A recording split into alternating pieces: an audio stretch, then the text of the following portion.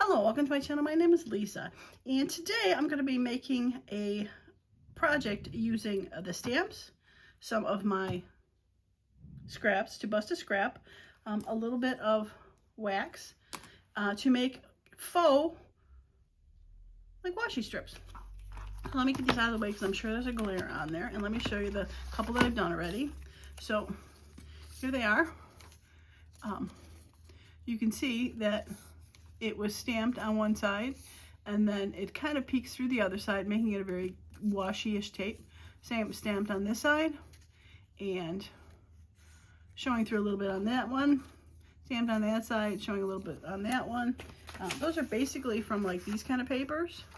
Like this was this, but stamped on the back. And so let me show you what it would look like on a card or something. So you got this, like, it looks kind of like a washi tape, right? Kind of fun. And like that one could go on here with some daisies, rip them up, etc. This one, I think I pulled that one for this one because that could go there. And maybe that could have went there, but yeah, so you can see. So let me show you how easy it is to make these faux kind of washi tapes. Okay, so I have a weird setup here, but I have a priority box to make sure my mat stays safe because I am using an iron. I got an old crummy iron. I was looking for my craft iron. I can't find it. So if you have a small craft iron, this could work. I do have my pad to do the stamping. And that now I did use on the couples that I made samples, I did use the Versified Clear because it is an archival ink and it dries quickly, especially on paper, and it's not going to run with the wax that I'm going to put on there. So, all right, so let's just go ahead and do this, and let me show you how quick and easy this was to go from that to that. All right, so for the back of this, let's do this one. This one could be fun.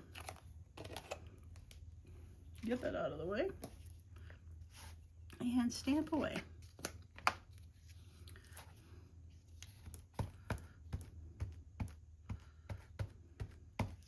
All right, and we're gonna stamp. I'm gonna just stamp in the center. One of them I did like 2 rows, top and a bottom. I did a test one where I did like an all over print. So it really, any kind of stamps will do. All right, so we're gonna take that and we are going to put the wax on this side so you can kind of see the magic happen. So it's really hard. I mean, you could sort of see if you pick up the light, but you can't really see the stamp through there. All right, so I have a tea light, just a regular old, cheap old tea light. You can buy beeswax in bags. You can find old candles. I just prefer the tea lights because they're cheap and they don't smell. They don't have color, so they're not going to really change anything. And we're just gonna, I'm using just a little X-Acto knife to cut some off. That's probably enough. You can always go and add some later. All right, if you want to, you can cover it up with something, wax paper to iron it. Or just go straight to the iron, which I'm gonna do. All right, so we're gonna go down and we're gonna squish and we're gonna rub and we're gonna, you can see it already, right? Like you can see it already. How fun is that? And I probably need a little bit on the end there. So I'm gonna take this. Now you can wax either side because it does soak through, but I liked waxing that side because the magic then happened where you see it come to life. All right, so we'll just put a little bit of that on there and squish.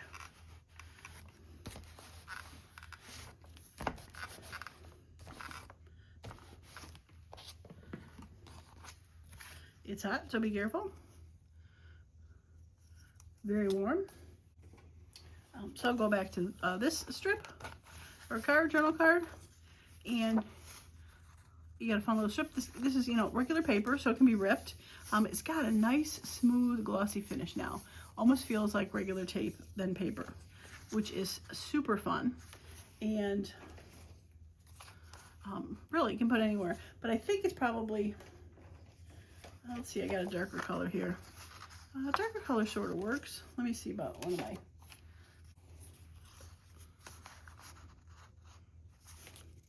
seems to work better if it's on a lighter color, just to brighten up that background to show the difference between the two. But it works on really anything.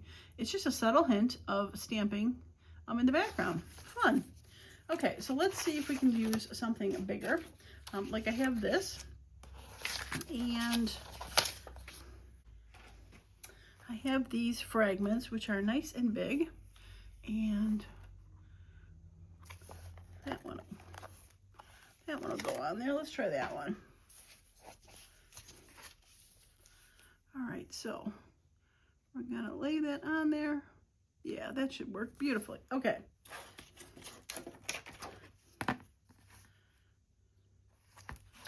All right, we'll just stick with the black.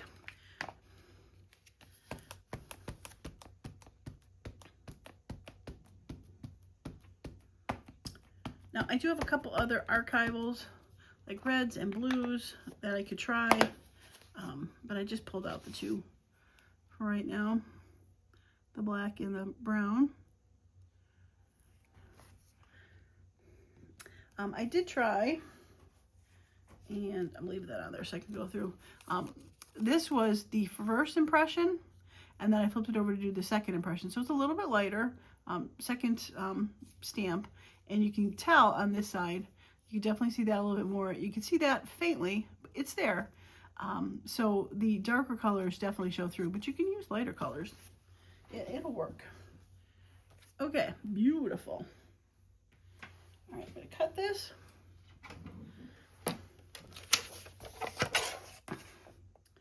And we'll make a little like stamp or a focal point or something like that. Okay, get that out of the way. And again, we're gonna put it on the top part.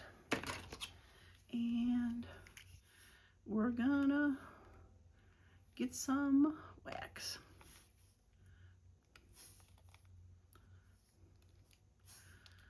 Now I am calling this, you know, bust a scrap, because we are using scrap pieces. Will I bust a bunch of scraps? Probably not. But that is probably way too much. I kind of got carried away talking. All right. Plaid.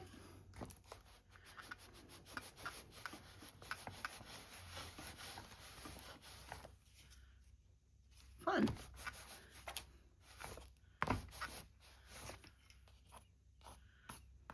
Hot.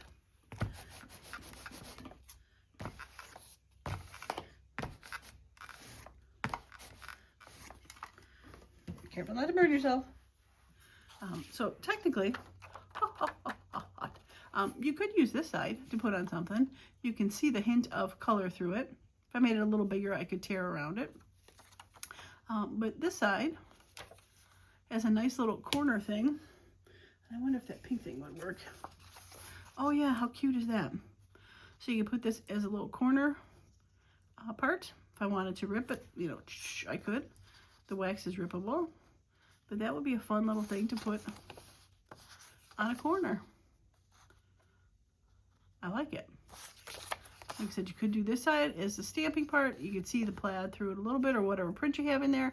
I would think if you want to use this side, you're going to want a bold, darker color print on that side to show through more than a lighter print. But cute, right? I like it. All right, let's try one more with these stripes here. And I was wondering if I did like a top and bottom stripe, like this one. Yeah, that could work. All right.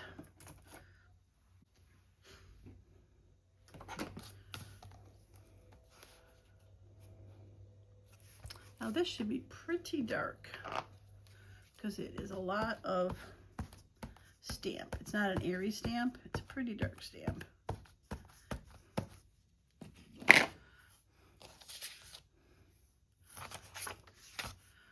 stripes are going that way, so that, oops. Trying to center that best I can. So like I did that one, I'm not going to do a second impression on this side. I'm going to re-ink it so I get a good first impression. Yeah, that's pretty dark and crooked.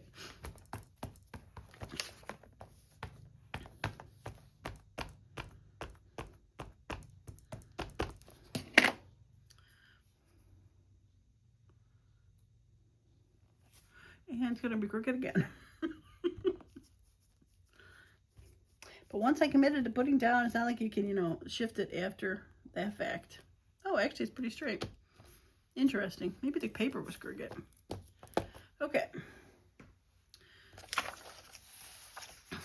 Okay, so once again, we're going to go from this side. Beautiful yellow. You can see just a hint of it.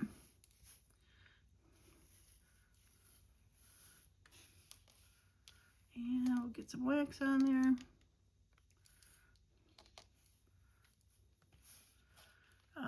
I'm pretty sure you can find these tea light bundles anywhere. I bought this bundle from Joann's a long time ago. Like, I think you could buy packs of 50 or 100 tea lights at the time, you know, for like $5.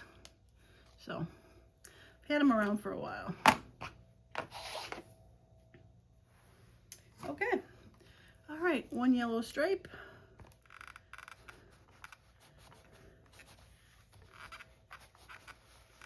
Ooh, you can see it starting.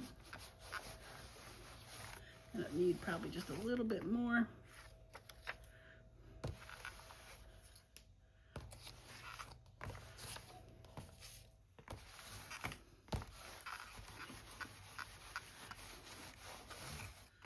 Yeah, I need a little bit of wax down there.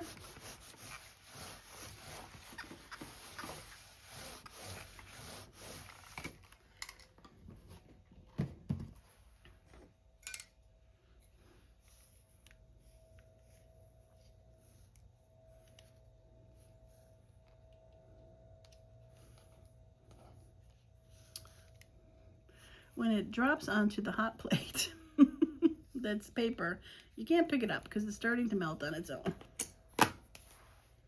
Okay. Now, I would not suggest using your good iron that you iron your good clothes with. You could pretty well clean this bottom off, but you never know what little wax remnants are going to be in there, and you don't want, you know, wax on your shirt. The one I have, of course, has the holes in it, so there's probably buildup in there. Something's rattling inside. It's an old iron. It even looks like it's starting to get rust on the outside. But I love it. Look how fun that is. And hot. So the fact that it had a, you know, really dark stamp to begin with, that you might like, oh, it's just way too dark. That's why you do the second or third impression. You do it this way, and you get a very faint impression, kind of like a washi strip. So again, this could go onto a card and become a focal point, or like say you wanted to put it on something, you could always rip a piece off and put a little piece on there, something like that.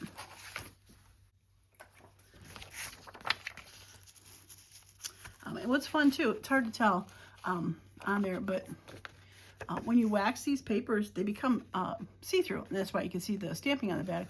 But if you look, you can also see what's behind there and see the flowers. So if I wanted to, you know, put something like that on there across it as maybe like a little, you know, maybe pocket or something, cut it there. You can see it's almost like a vellum window. It has that feel like vellum too. Like, you wonder if vellum is waxed. Probably is. I might be discovering something that everybody knows already. Yeah, I love it. So I got one more thought. I have these books of thin papers, and these are really thin. And they're sort of scraps, but not really. And I wonder, I like doing all over music print on the back of this. That could be kind of fun. I think I'm going to do the brown. And okay, you are the whole page, so I'm just going to do like the top 3 stanzas, I think they're called. I'm not musical, so forgive me. And now this might be a little bit backwards when it gets put through, but I think because it's lines, and I don't think it's going to be noticed as much. Yeah, that'll work. Okay. Get some of the ink off of there. All right. This is thinner paper than some of those ones I was using, so you can sort of see the lines through there already that have bled through, but I really think it's gonna have a nice bleed through for that. So I would think the thinner the paper, the more you're gonna see. So the thinner the paper, I wouldn't necessarily do like these stamps. That might completely be shown on the other side, but this music one is pretty, not fine. I guess you would call it fine, delicate, for it to not be too bad once it bleeds through.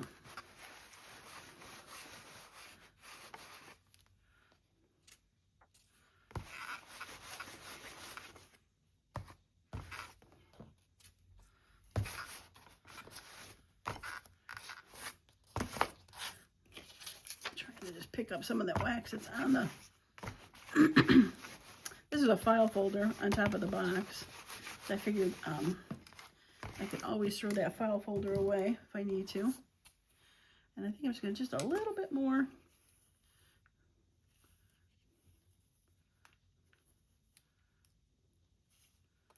up top here.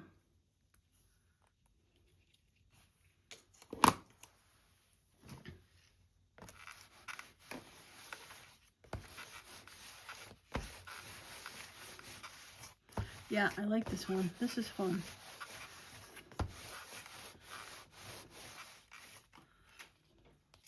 And hot. The newest, hottest technique.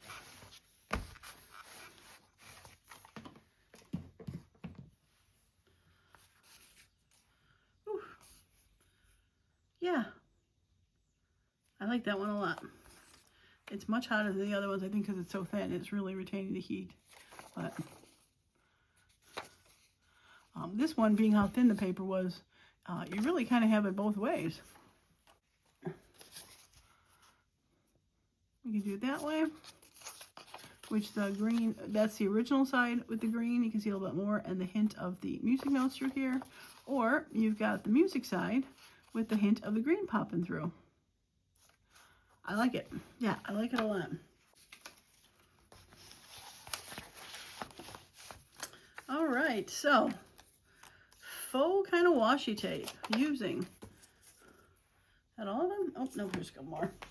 Using some scraps, bust of scraps, a little bit of stamps, and some really cheap tea light wax.